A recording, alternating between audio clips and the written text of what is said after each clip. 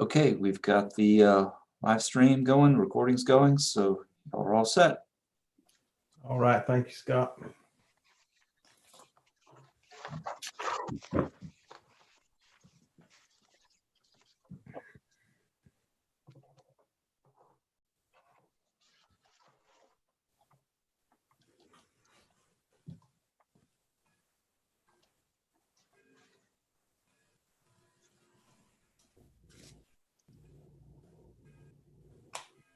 Can you hear me, Madam Clerk? Sure can. Good deal.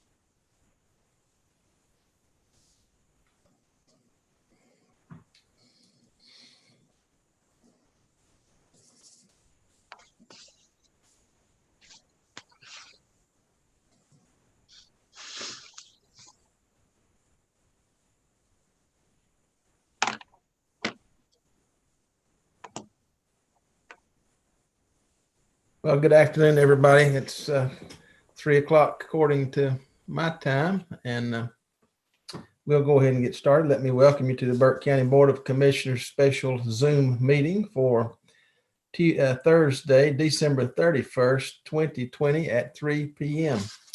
We have, I'll just do a roll call vote for our commissioners. Commissioner Mulvey, Present. Commissioner Carswell, Present. Commissioner Taylor, Here. Commissioner Abley. I believe Commissioner Abley is still absent. Hopefully he'll be able to join with us shortly, perhaps.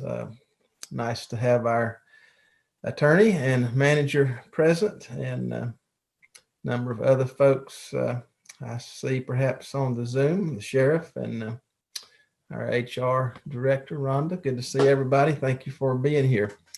At this time, gentlemen, I'll ask you to check your cell phone devices, and ladies, be sure that you don't have devices that's going to make a lot of noise. Take care of that, please, at this time.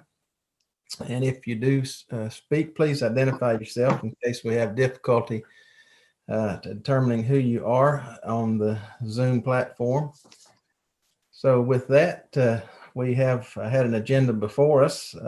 Hopefully you've had time to look at that. I will ask for a motion to approve the agenda as at this time. So moved. Thank you, Scott. All those in favor, I'll do a roll call. Commissioner Mulvey, Yes. Mr. Carswell, Yes. Mr. Taylor. Yes. I vote yes also, Madam Clerk. That'll be 4-0. Thank you. We have two items on our agenda this afternoon. First item is the consideration of a hazard pay requests for election members, director, and staff. This comes from our Board of Elections. We discussed this item previously at our regular meeting and chose to move it forward for more information. And I think at this time, Debbie, are you present?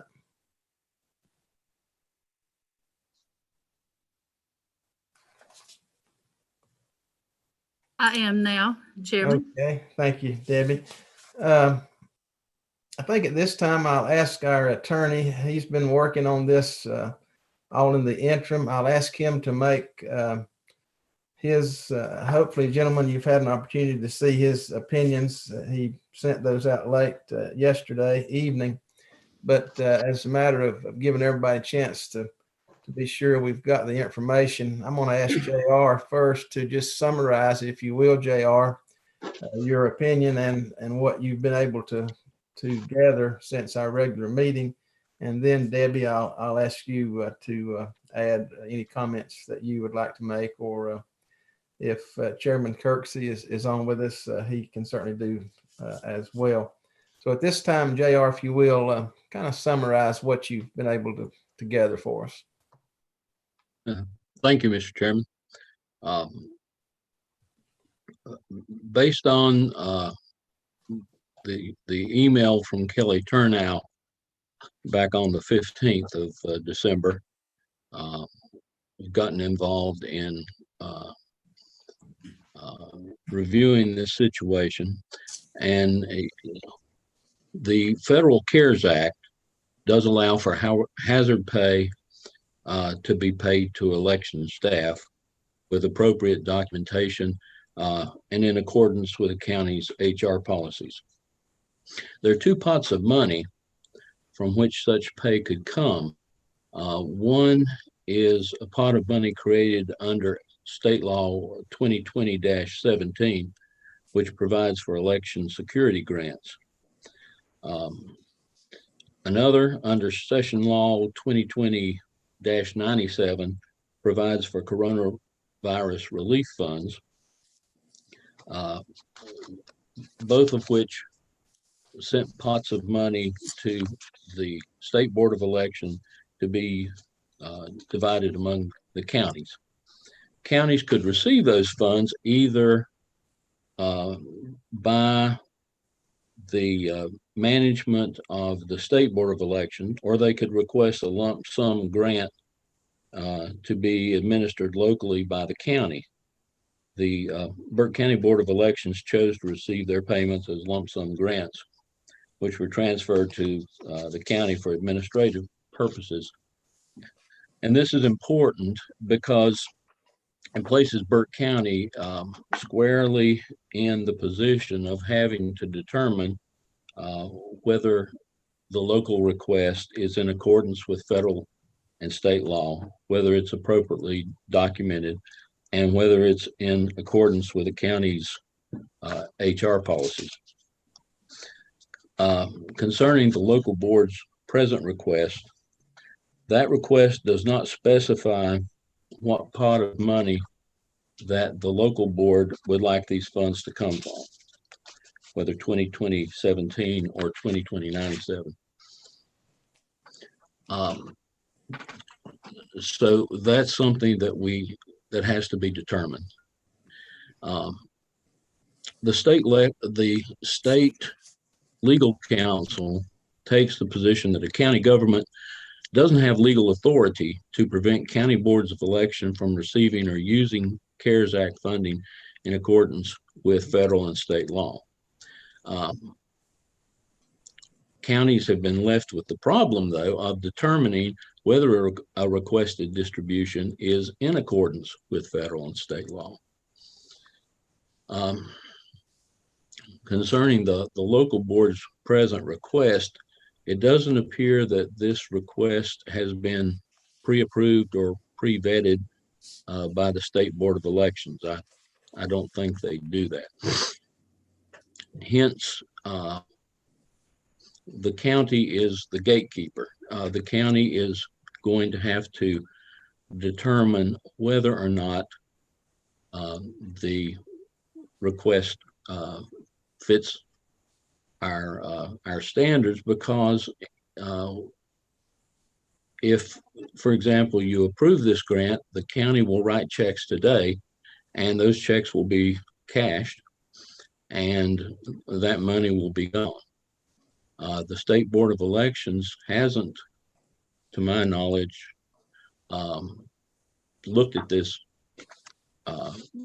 request and determined that it's in compliance with federal and state law.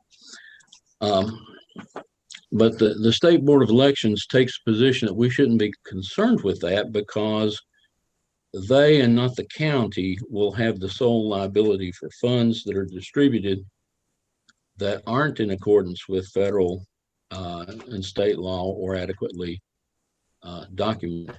That's where I disagree with them, because, as I said, the county is performing the gatekeeper function.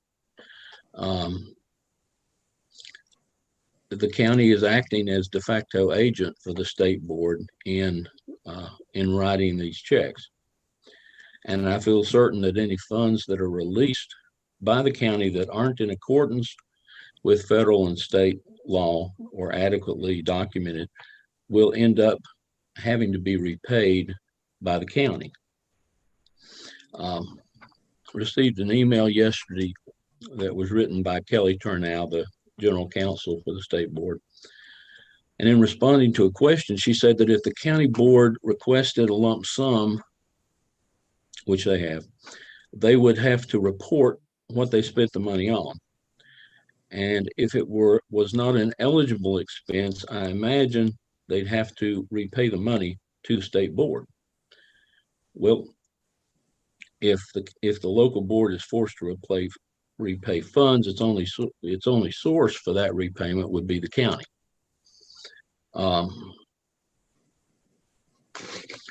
So the state board takes a position that if you have 2020-97 funds, it's up to the county to determine that the requests are in accordance with federal and state law, that they're appropriately documented, and they're in accordance with the county's HR policies. However, they also take the position that if these funds come from 2017, the county is not required to make any determination as to whether or not these distributions are in accordance with federal and state law, whether they're appropriately documented. And I can't find any basis in the state session law for making that distinction. So I think the county is going to have to determine that this request actually passes muster.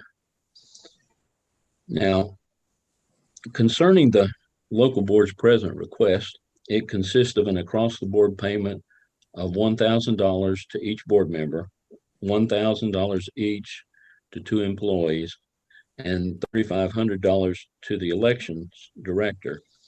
However, it doesn't state that it is related to COVID-19, nor does it state how these amounts were determined. According to the Treasury guidelines, hazard pay specifically may be covered only to the extent that it is related to COVID-19. And according to NC Pro, the Pandemic Recovery Office, if hazard pay is provided, there needs to be significant documentation down to an hourly level by the staff member of the hazardous situation within which they're working. They say hazard pay can't be a bonus, nor can it be an across-the-board amount. It has to be tied to specific hours worked under the hazard by each individual who is being, for whom hazard pay is requested. The local board's present request doesn't have any documentation of any sort that's been provided to connect the money as requested to COVID-19 or to hazardous duty or to the hours worked.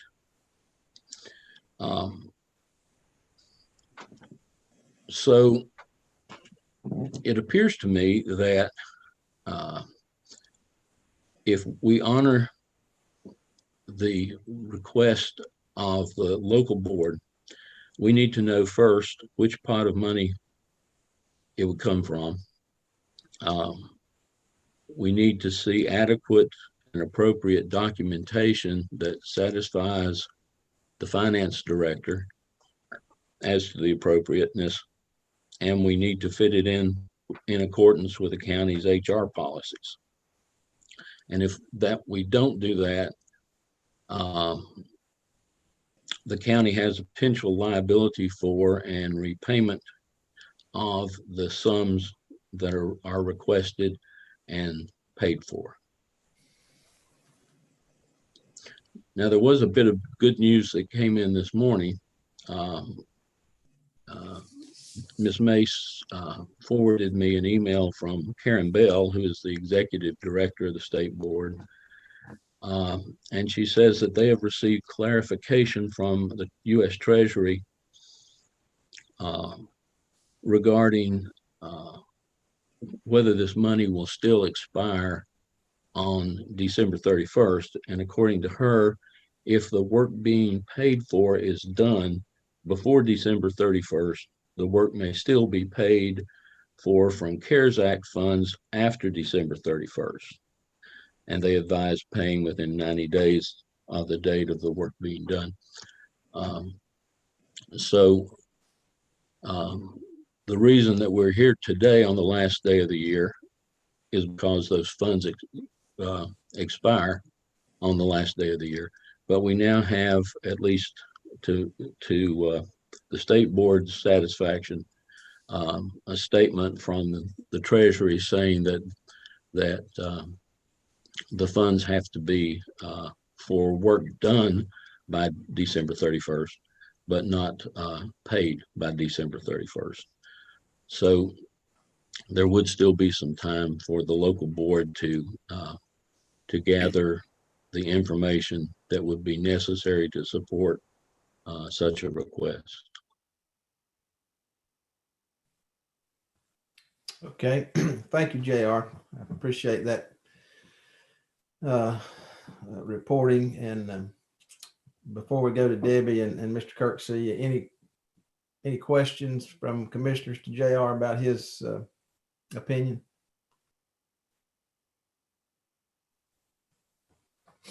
Mr. Chairman, I have several questions, but one in particular would, you need to go to page 2 of the letter he referred to from Mrs. Tornow, excuse me.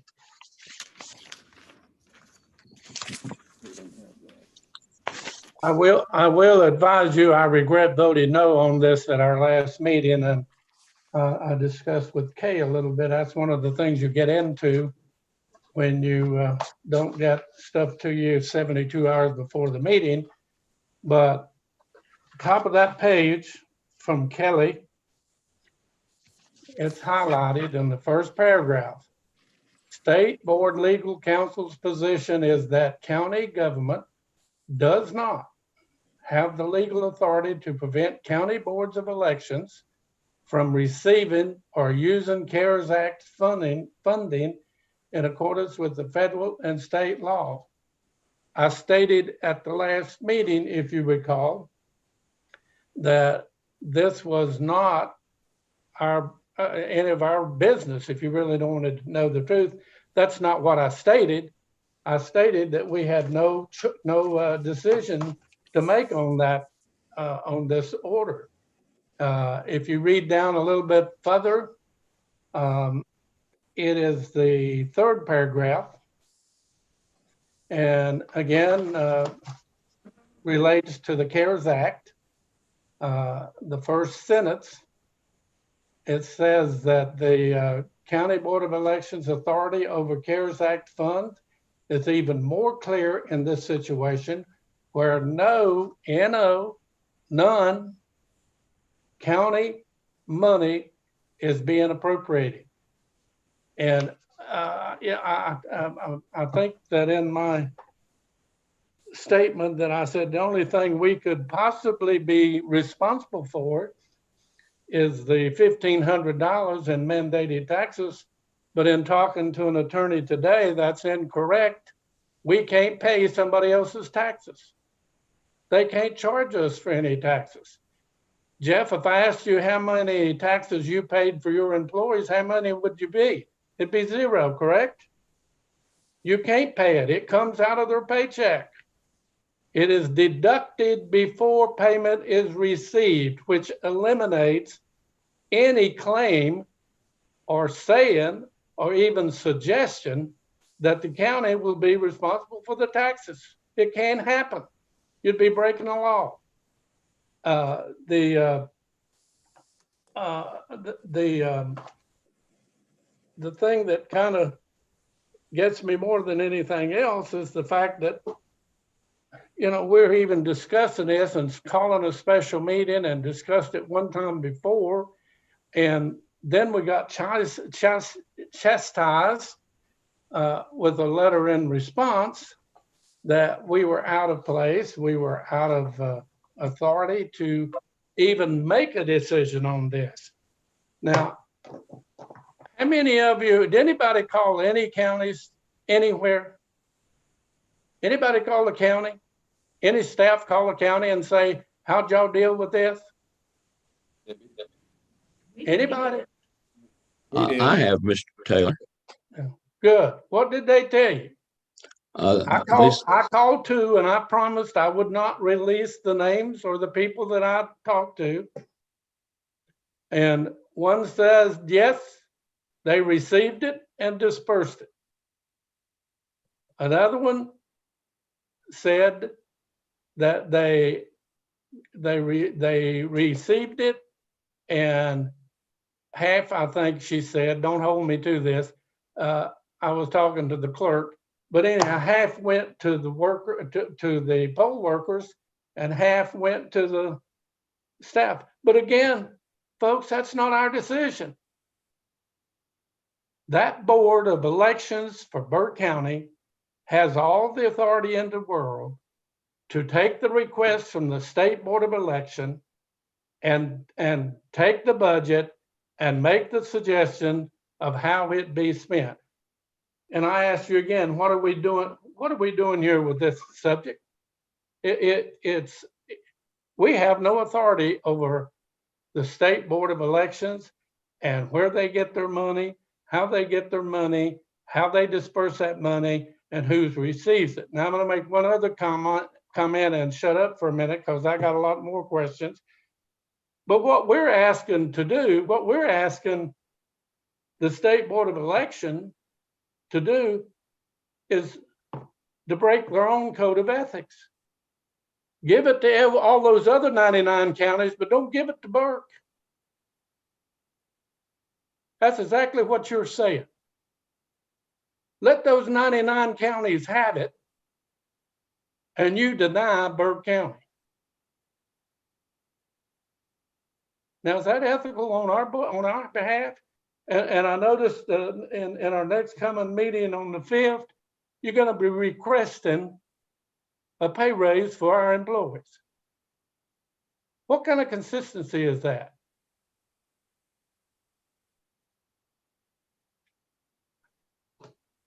Mr. Chairman, I'll take a break. All right, you want to respond now, JR?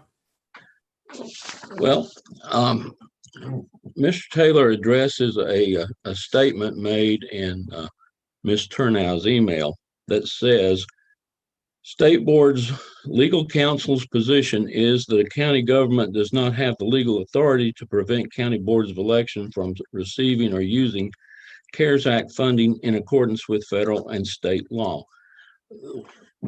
Why we are here is because of the last 7 words in that sentence, in accordance with federal and state law. We don't know that their request is in accordance with federal and state law. If we don't make that determination and it goes and we pay it out and it goes and is rejected by the State Board of Elections, then we have to pay it back. That's the reason we're here. Mr. Chairman, a response. JR, half of that statement's true, the other half is false. We do not carry the burden that the State Board of Election does on their actions. They can't blame you and I if they make a mistake. We would be kind of stupid to let that happen. No court in its right mind would say to Burke County commissioners, you messed up when we didn't have anything to do with it. It's like taking a guy to court and you have a false name on it. Won't happen.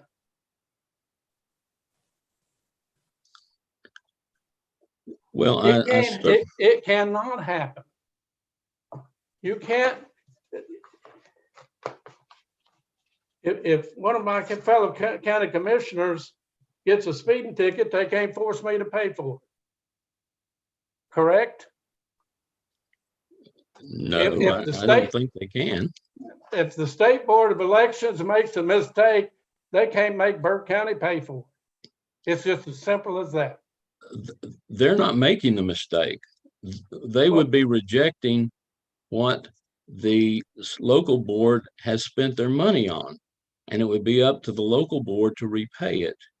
And the Well, local board's only source of funds is from the county. So The it would local, be up to the county would not spend money that it has not been given or promised to or whatever. I think the problem with this whole situation is the deadline. But I didn't say on the other, on these people that these fellow counties has already acted on this, did not see near the problems. One of them did bring up the fact, which is a good fact. Do you start something that you got to give it to every other entity and you can't every other management level that you got? And the answer is no, we didn't give it. She agreed with me. Now, how can you be accused of playing favoritisms if you didn't do it? State board is doing this. State board should decide it. State board should carry it out. It is only a pass-through budget for Burke County. That's all. Just like DSS and many others. It's just a pass-through budget. And we're arguing ridiculously over an item that we don't control and should never control. It's not a Burke County decision. It's a State Board of Elections decision. And if they can't provide you with the people who are supposed to get it, and the amount they're supposed to get, and the total amount, you know, they're failing. We're not failing.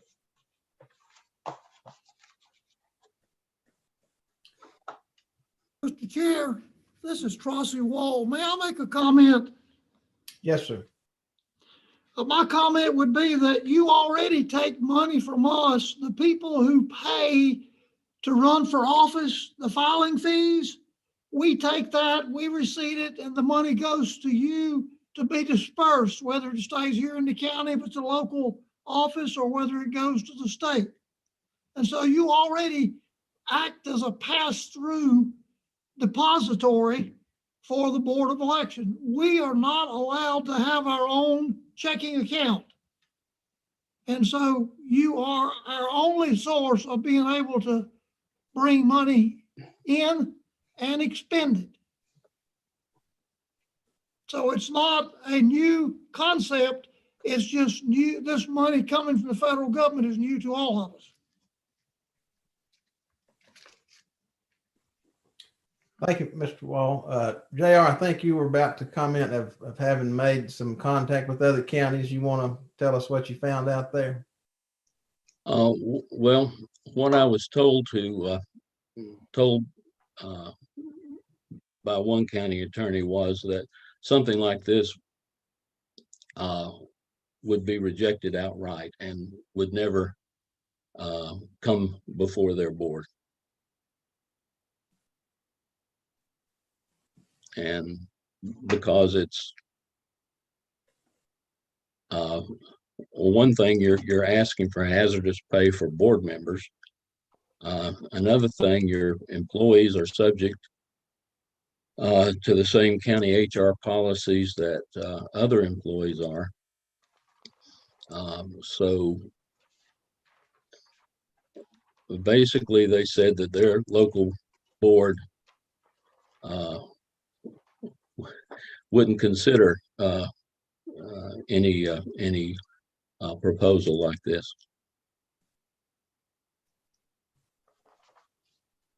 Okay.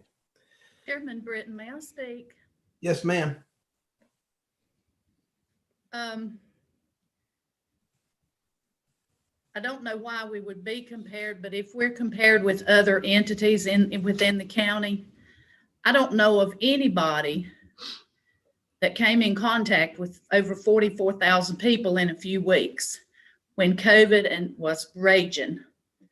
It started with us in August and went through the November election.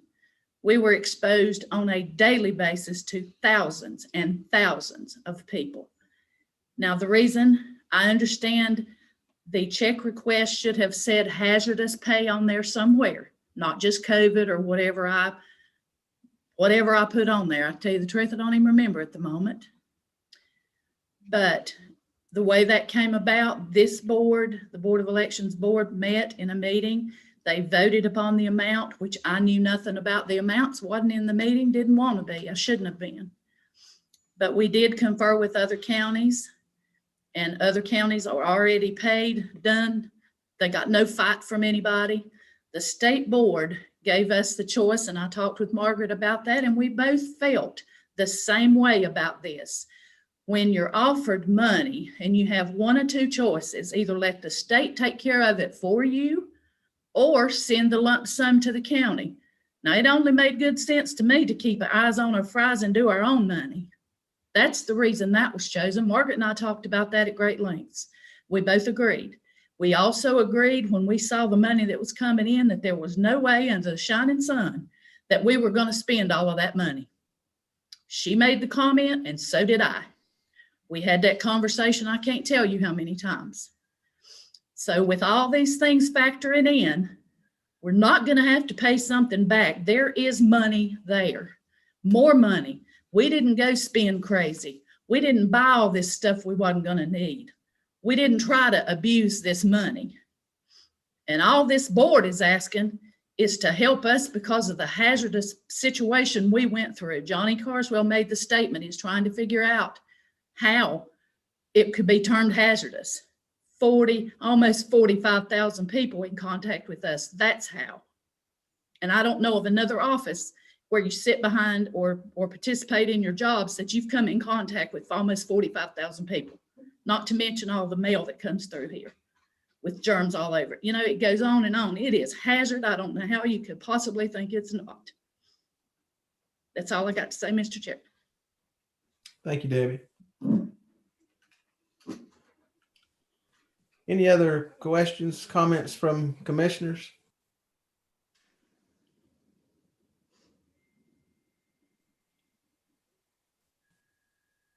Jeff, I again want to reiterate, I guess is the best word, that this board is addressing a concern that really should be considered like other things that it is. And what it is a pass-through budget mandated by a board who has more authority than we do on the subject matter, and that is the State Board of Elections. And I don't know that we've ever, in the 18 years I've been on this board, question the authority of those boards above us, especially at state and federal level. So you got to ask the question, why?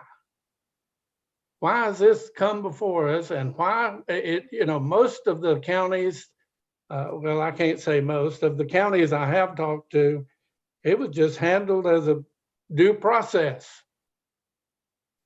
And we're looking for all kinds of reasons why we shouldn't pay it. Our own staff are looking for reasons that, for some reason, I don't know, they don't think our good employees and the good citizens of the county deserve to get the money that the state decided they deserved. Now, I don't know who does, I don't know if something's wrong with the disbursement of it or not. I don't think the state board would approve it if it was. And we don't have, I don't know anybody on board that has the expertise to decide that, since they're operating a level or two above us. But it is a little bit of an embarrassment. And the lady the writer kind of chastised us for doing it the first time. And here we're back at the table and trying to do it a second time. Now, where's our thinking? Where's our evaluation and concern? You know, if I'd been on that election board, I'd have probably had a little more to say about it. And I'd probably have suggested maybe we ought to take part of it and pay the poll workers. They deserve something too, but that's not my call. It is not any one of us's call, none. That board has its own board. It has its own decision process. And they have obviously rendered a decision that the State Board of Elections accepted.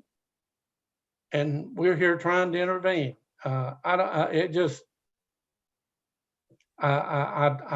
called Trey Allen at 1 o'clock. He has not returned my call. I had hoped that I'd get to talk to him before our meeting. I do plan to follow up and talk to him about this subject later on my own time. But I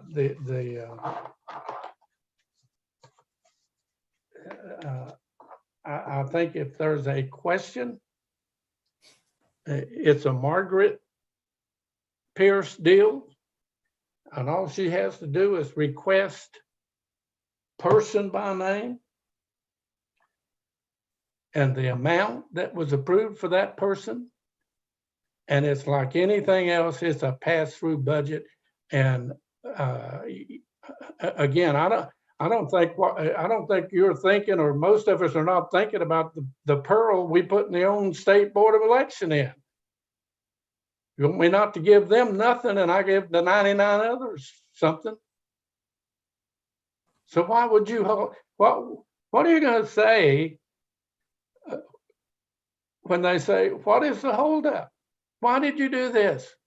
I have not heard a legitimate answer. Not one legitimate answer to deny what the State Board has requested. Not one.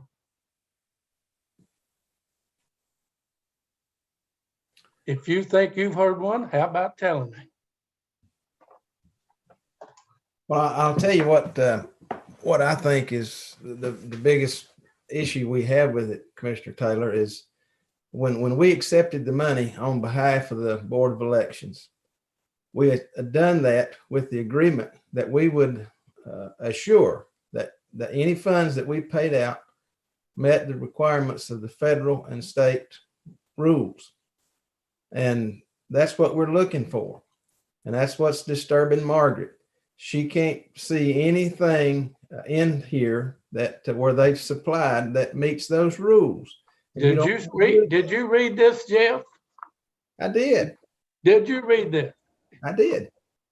And it says you don't have the authority to ask that question. Well, I think you're misreading it when it says when we distribute it, we have the obligation to be sure it's spent correctly. That's all we're after. I think that's all Margaret's after. I'm, if the funds, if we can legitimately spend out those funds, hey, I'm all for it. And I think probably the rest of us would agree with that. How many dollars and cents have we already received on the COVID and expended them? Well, I think you would find that every dollar and cent that we've spent, we've got documentation to back it up. You don't have documentation to this when they sent you a letter and told you they have a right to give this and to spend this, and they gave you the budget figures? Did you what not? Documentation are you looking for? Well, the documentation that our attorney just told you a moment ago, we have to be able to tie it back to hours worked and those kind of things. We don't have that documentation. This is just like the DSS. You're talking about a pass-through. We deal with this same thing at DSS. If we misspend something at DSS and the state audits it 2 years from now and says, oh, you messed up. Hallelujah. But we didn't do that, did we, Jeff? Those funds we were obligated for. Yeah. But DSS made the corrections, not Burke County. That's the whole point. You're barking up a tree that there's not a squirrel in. I don't know how this is so misconceived. It's simple as ABC to me, and we do not have authority to alter what the State Board of Elections has rendered. We do not have the authority.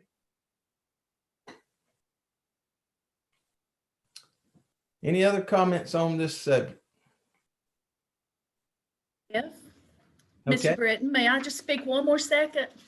Something somebody said triggered something in my mind. You know, when Margaret and I were talking about there's no way we're going to spend all these funds, and I know beyond a shadow of a doubt we did not.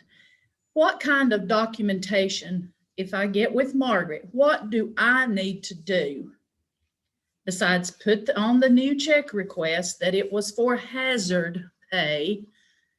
I mean, what do we need to do to make this acceptable to the Board of Commissioners, the attorney, the finance director? What do we need to do? What have we not done? JR, can The you, money's there. is Margaret on the call today? Well, the first thing you have to do is tell us which pot of money you want it from. You've not told us that. The second thing that you need to do is provide adequate documentation of when these people were under a hazard and what the hazard was and how it connects with COVID-19. That one I won't have a problem doing. The pot of money, there's 2 or 3 different wordings. That's why the money was turned over to the finance department. I couldn't tell you how much is in each pot. I have reported every invoice. She has track of every one of them. She's meticulous. And I know there's money there, but I can contact the state and say, what pot do I ask for it from? And I'll put it on the check request. Is that sufficient? I don't know how to fix it. Then it's also got to be in accordance with the county's HR policies. Means what? What policy? Which policy? There ain't some HR mean- policy. What does that mean, JR? I'm dense. Well, this email you sent me this morning with the letter from Karen Brinson Bell, it states, eligible expenditure with appropriate documentation and in accordance with county HR policies. So maybe that would be something that Rhonda or Margaret should speak to. But that's what it says in the official letter from Brinson Bell. Okay, well, I'm going to go out on a limb here and suggest we do this. Since we've been told today that we've got more time, what about we consider tabling this matter, see if we can't get our ducks lined up and bring this back again.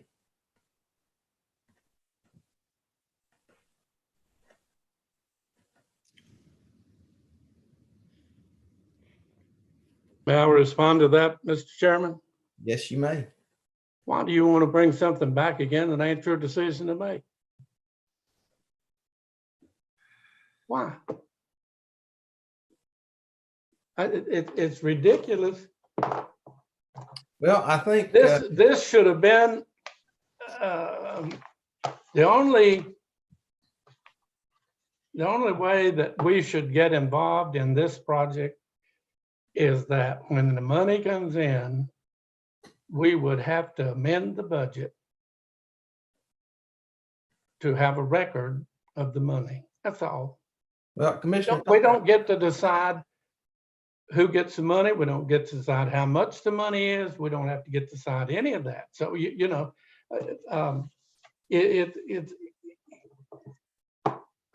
there's an obvious question here, and I don't want to ask it. But every one of the county commissioners should be asking that question.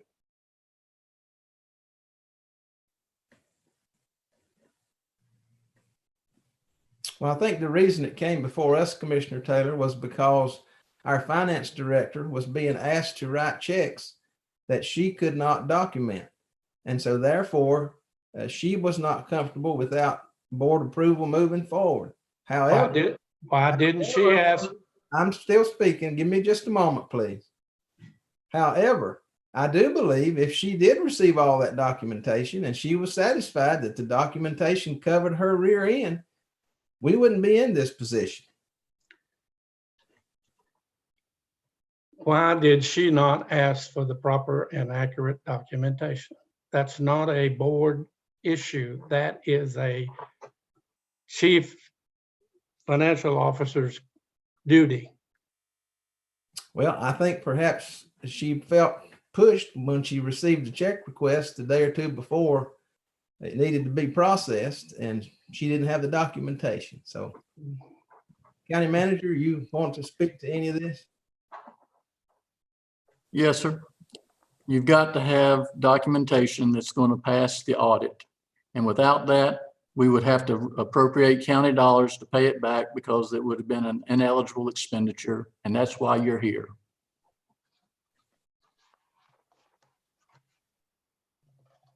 Mr. Chair, this is Chauncey Wall. May I speak? Yes, sir. If we satisfy the state's requirement for documentation, will that meet your requirement of documentation, or are you going to need additional documentation? Well, I think what Margaret's looking for is documentation that she believes meets the federal and state requirements. That's all she's looking for. So if we can work with the state to get that, we can proceed. Well, I don't want to speak for Margaret because I don't have that responsibility, but Brian or JR, do you want to speak to that? This will have to be submitted to the finance officer for her review and for her to put in the file, just like it has been for all the other COVID expenditures we've gone through. And it's been made clear, even with the state, saying that you've got to have adequate documentation and the expenditure has to be reasonable. Mr. Chairman, can I speak? Yes, sir. This has been going on forever. And, obviously we were asked this in the last minute without any documentation, except for a letter. I don't think the proposal, it was not properly proposed. I don't know why it actually came before us, to be perfectly candid at this point. I think it was way too early. Personally, unless all the ducks are in a row and our county attorney and our finance officer, until they're comfortable with their interpretation, I don't see why it comes before us. Again, just my personal opinion.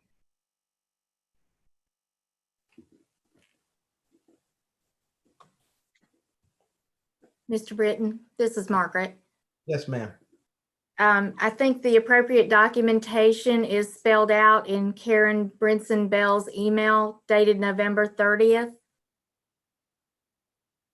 And Kay, I don't know if you can scroll to that within your items. That might help everyone. Keep going. Right down there, I believe it's highlighted. That is from the executive director of the State Board of Elections. And she states this is what needs to be done in order to consider hazard pay. That is what we're looking for, is documentation that meets the state's director's email.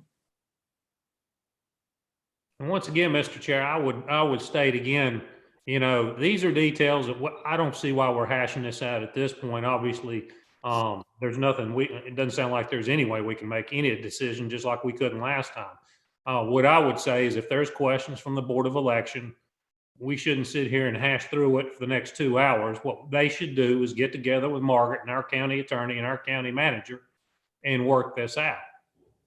Period. All right. Well, I think perhaps we all see what we need here. We now also have some time to do it. So, gentlemen, I'll entertain a motion at this time. Mr. Chairman, I would make the motion that we revert this issue back to our finance officer and management staff, and that they seek whatever records and reports they need to be in compliance and issue the checks. All right, thank you, Commissioner Taylor. You've heard the request. I'll do a roll call vote at this time. Those in favor of the motion, Commissioner Mulvey, Yes. Commissioner Carswell, Yes. Commissioner Taylor. Yes. I vote yes also. That'll be 4-0, Madam Clerk. All right, this brings us now to item number 2. This comes from our county manager, employee compensation policy related to pandemic amendment to section sick leave, or section 7.04. And by the way, Board of Elections and Ms. Mays, thank y'all for being here. I'm sorry this has been a difficult item, but I hope that we can move forward. And Mr. Kirksey, Wall, I can't tell who all is in the room there, but Debbie, again, thank y'all for being here today. With that, Mr. Manager, item number 2. Thank you, gentlemen. As you know, today is the 31st and federal benefits are in today. And we just don't believe that it'd be appropriate to go into the new year and not offer this, extend this to employees that have been fortunate enough to date not to have experienced COVID or having to been out because of a test, waiting for the test results to come back. So we are requesting the board to consider an extension of this particular leave, but it would be a total of 80 hours. So if they've used 20 hours under the federal program, they would only have 60 hours with us. Or if they've used none and say they become ill in February, then the 80 hours would be available to them. And Rhonda, if there's anything I'm missing here, or Margaret, please step in, please.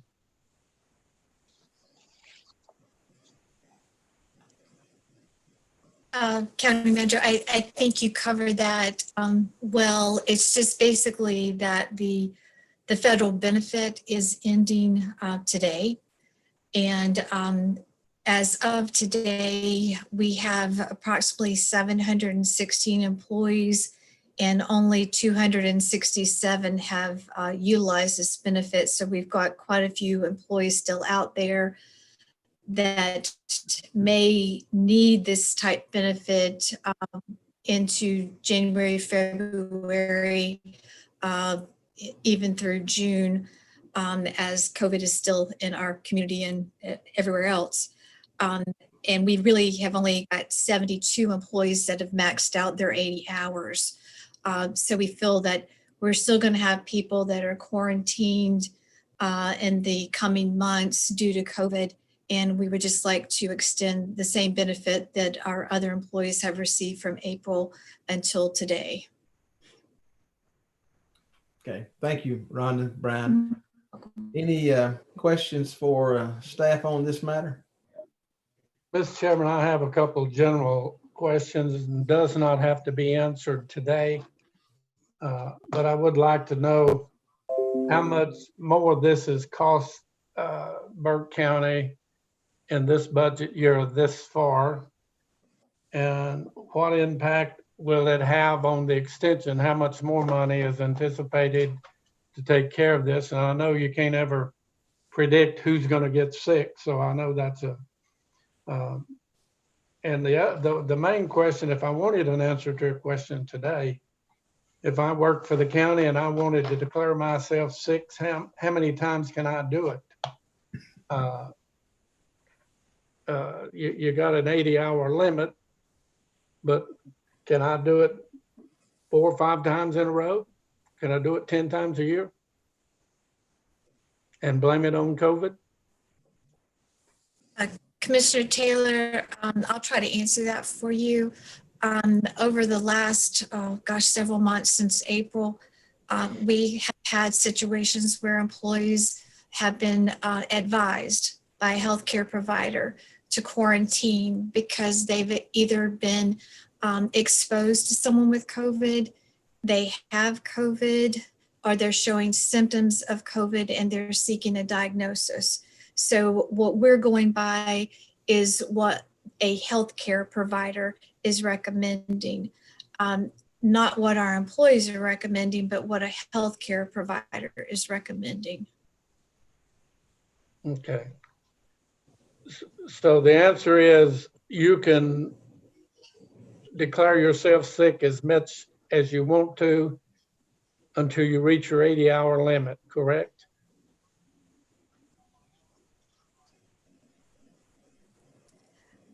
No, you can't declare yourself sick. We actually tell our employees, please don't come to work if you are sick, because we do not want to spread the virus to other employees. But if you are sick, we ask them to stay home to seek health, advice from a healthcare provider, either virtually or in person, or they can go to our clinic, and then we actually go by the guidance of the healthcare provider. Okay. Thank you, ma'am. And yeah, and I'll just clarify that we review these situations, and if there are some that don't fall under these federal guidelines, we do not process under this emergency sick leave. We make the employee use their own time. Thank you. Mr. Taylor, You're welcome. for your budget questions, if you'd like. This is Margaret. Yes. Because the salary payments were already budgeted, this will not necessarily increase any budgeted expenses. It's simply a different way. The employee would not use their own sick time. They're using this pot for this 80-hour opportunity first, if they qualify under the original guidelines in the Family First Corona Relief Act. Okay. I appreciate that.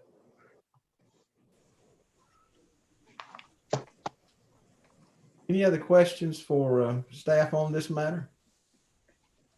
I think, Rhonda, we've dealt with this at my workplace as well. And from the private perspective, if I understand the rules, and I realize in government, this may not be your thing, but maybe you can answer this just for all of our information. From a private perspective, an employer that allows, folks to use the federal leave, they get a tax offset of some kind. But in our position, because we're not a taxable entity, I suppose, Margaret, what you're saying is that money's comes forth out of our normal budgeted salary expense. That's correct. We do not receive the tax benefit on the employer portion of the Social Security tax and Medicare tax. Okay. Hearing no further questions, I'll entertain a motion on this item. Mr. Chairman, I move to extend the emergency paid sick leave portion of the Families First Coronavirus Response Act through June 30th, 2021. All existing qualifying conditions and the original 80-hour limit still applies. Thank you, Mr. Vice Chair. Gentlemen, you've heard the motion.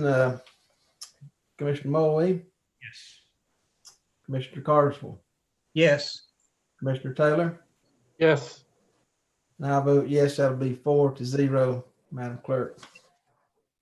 All right, that's all I have on our agenda today.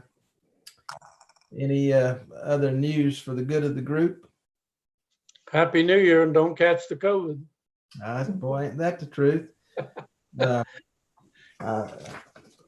Perhaps you've seen our press release. I'll just mention it for today, our COVID release. Numbers were high again today. Just keep in mind that we're seeing catch up from the Christmas holiday, and I'm sure that we'll continue to see that for the next couple of weeks because, of course, folks were closer together through the holidays, and some of our testing locations were closed through the holidays. And so we're seeing a lot of catch up in those numbers, a lot of test reports that are coming out of labs in bulk where the labs also were closed for a couple of days. So not to minimize the numbers, but just be assured, I think, for the next several weeks, we're going to see increased numbers just because of activities and labs and things being closed through the holidays. So I just throw that out for information. Anything else we need to cover? Madam Clerk, you good? Okay. I'll entertain a motion to adjourn. So moved. All right. Thank you. Commissioner Moe, Yes. Commissioner Carson, Yes. and Mr. Taylor. Yes. And I vote yes. We'll be adjourned. Thank you. Happy New Year. Happy New Happy Year. New Year.